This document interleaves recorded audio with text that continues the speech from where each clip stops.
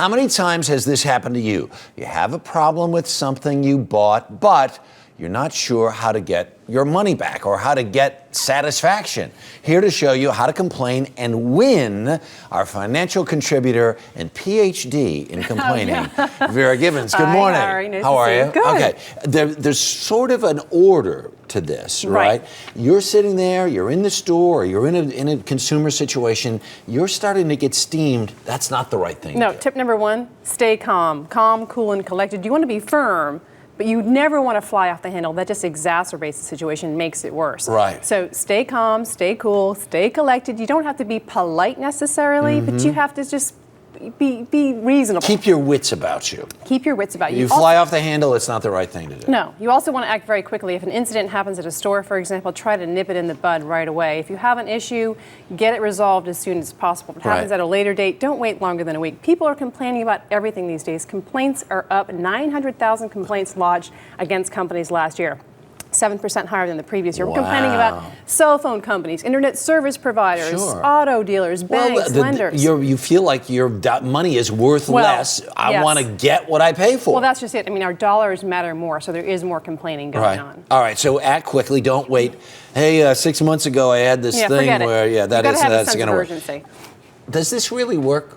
I want to speak to your supervisor or speak to the manager. The higher up on the chain, the more authority they actually have to resolve the issue. You may start with a manager or work your way up to a manager, but if you're not getting anywhere, you could take it higher to the CEO or the president of the company. Yeah. I've heard stories about people writing to CEOs and actually getting something back. You have to be very concise. You've got to boil it down to the essential elements: the name of the product or the service that you're having trouble with. No shaggy shag dog story. None of that stuff. It's really got to keep it to the one point. page max. Keep it down to the minimum here. Send that letter off, certified or registered, or you could spend a little more and send it FedEx, because FedEx envelopes actually get open. Along the way, Harry, I should point out, you should keep a paper trail.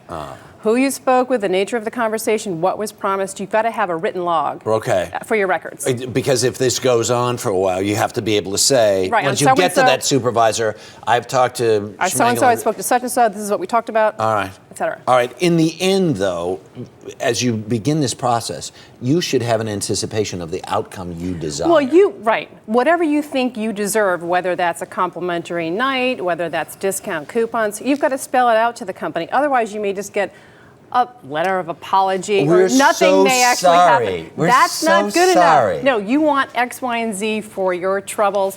Give them a time frame in which to resolve the issue, maybe a couple weeks max. In the end, if you're a loyal customer, you're a regular customer, and the issue is so bad that you think you might take your business elsewhere, tell them. Tell them. Tell them. Yeah. What if you can't get no satisfaction?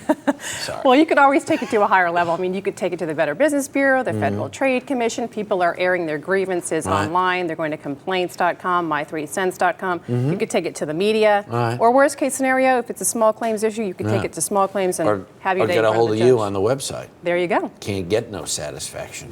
Vera Gibbons, thank you so much. Always a pleasure. For more information on how to complain effectively, go to our website. That's earlyshow.cbsnews.com.